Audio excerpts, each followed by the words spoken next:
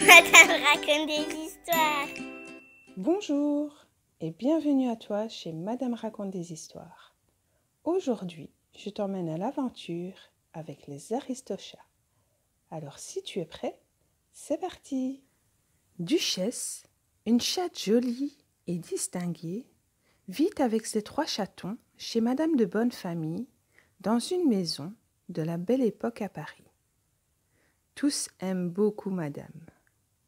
Les chatons ont beaucoup de talent. Toulouse apprend la peinture, Marie le chant et Berlioz le piano. Madame est fière de ses chatons si doués, mais Edgar le majordome ne les apprécie guère. Ils sont très désordonnés.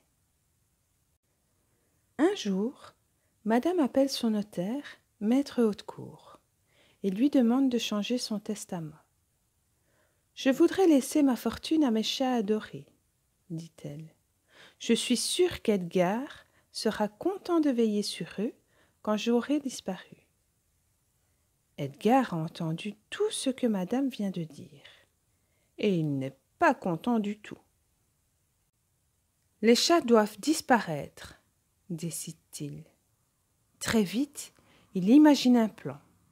Ce soir-là, tout en préparant le dîner des chats, il mélange quelques somnifères dans leur repas. Une fois qu'ils seront endormis, je vais les emporter très loin, et Madame me laissera sa fortune. Quel délicieux dîner! Les chats sont heureux de le partager avec leur ami Roquefort, le souriceau. Bientôt, ils s'endorment tous. Edgar les dépose dans leur panier, qu'il met ensuite dans son sidecar. Il enfourche sa moto et s'éloigne de la ville. Jamais ces chats ne retrouveront leur chemin jusqu'à Paris, se dit-il. Soudain, la moto heurte un gros caillou sur la route. Le chapeau d'Edgar s'envole. Le panier avec les chats endormis est éjecté hors du sidecar et atterrit sous un pont. Edgar ne s'arrête pas et repart vite vers la ville. Le lendemain, Duchesse et ses chatons ont une mauvaise surprise au réveil. « Où sommes-nous, maman ?» demande Toulouse. « Ne craignez rien, les enfants, » répond Duchesse, ne sachant pas trop quoi faire. Elle aperçoit alors un autre chat. Ce n'est qu'un chat de gouttière, mais il a l'air plutôt amical. « Salut, dit-il. Je m'appelle Abraham Delassie Giuseppe Cazet Thomas O'Malley. Et vous ?» Duchesse, répond-elle en souriant. Superbe, tout comme vos beaux yeux bleus, dit O'Malley flatteur. Pourriez-vous nous dire comment retourner à la ville ? Demande Duchesse.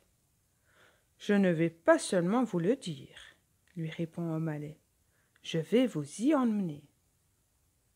À ce moment-là, un camion de lait arrive sur la route.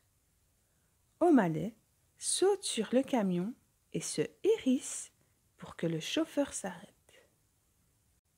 Tous les chats grimpent dans le camion qui reprend la route. Il est rempli de lait et Duchesse et les chatons prennent un bon petit déjeuner. Mais le chauffeur les aperçoit et s'arrête brutalement. Les chats sautent à terre. « Ne vous inquiétez pas, » dit O'Malley à Duchesse. « Je vais m'assurer que vous rentriez à la maison. » O'Malley conduit Duchesse et les chatons à travers la campagne. Ils arrivent sur une voie ferrée et O'Malley décide de suivre les rails jusqu'à la ville. Alors qu'ils traversent un pont, les chatons s'amusent à imiter le train. « Ouh, ouh !» répond un train bien réel qui arrive derrière eux. Tous se glissent sous les rails juste à temps. Mais le train secoue le pont et Marie lâche prise. « Maman !» crie-t-elle en tombant dans l'eau froide. O'Malley plonge courageusement. O'Malley sort Marie de la rivière. « Merci Thomas, dit Duchesse reconnaissante. Vous avez sauvé ma fille. » À Paris, les journaux relatent l'enlèvement des chats. Roquefort tente de trouver des indices. Il est en pleine conversation avec Froufrou le cheval, quand Edgar apparaît. Le majordome a l'air paniqué. « Mon chapeau !» crie-t-il. « S'ils le retrouvent, ils sauront que c'est moi qui ai enlevé les chats. » Maintenant, Roquefort connaît la vérité. Mais où sont ses amis? Ils sont à Paris. Les chats sont arrivés dans la ville à la tombée de la nuit. Nous allons prendre un raccourci, suggère O'Malley en les entraînant sur les toits. Duchesse et les chatons n'avaient jamais vu la ville de si haut. « Waouh, c'est génial !» s'exclame Toulouse. Dans le ciel, éclairé par la lune, une musique flotte. « Écoutez cette musique !» dit Berlioz. « C'est du jazz !» lui répond O'Malley. « Et ces musiciens sont des amis à moi. Nous allons nous arrêter dans cette maison pour la nuit. » Ils entrent et O'Malley présente Duchesse à Scat-Cat et sa bande. Puis, O'Malley et Scat-Cat chantent une chanson. Cette musique entraînante donne à tous l'envie de danser.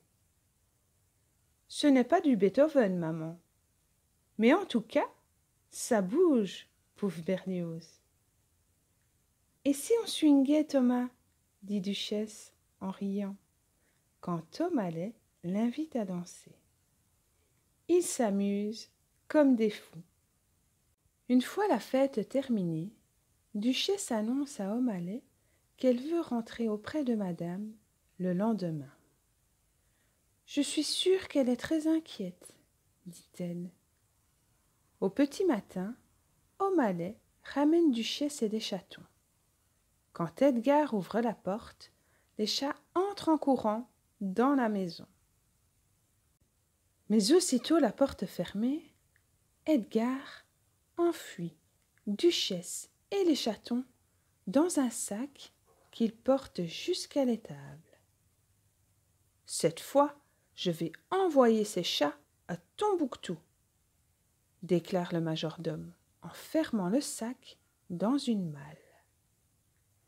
Puis il sort pour prévenir le service des expéditions à l'étranger. Par chance, Roquefort a tout vu. Le courageux souriceau court chercher de l'aide. Il trouve O'Malley qui lui demande de rameuter Scat-Cat et sa bande. De retour à l'étable, une grosse surprise attend Edgar. Pendant que Scat-Cat et sa bande s'occupent d'Edgar, Roquefort et O'Malley délivrent Duchesse et les chatons. Froufrou expédie Edgar à l'intérieur de la malle. Duchesse et les chatons remercient leurs amis. Ils sont très heureux de retrouver leur maîtresse. Duchesse appréciant beaucoup O'Malley, Madame de Bonnefamille l'invite à rester.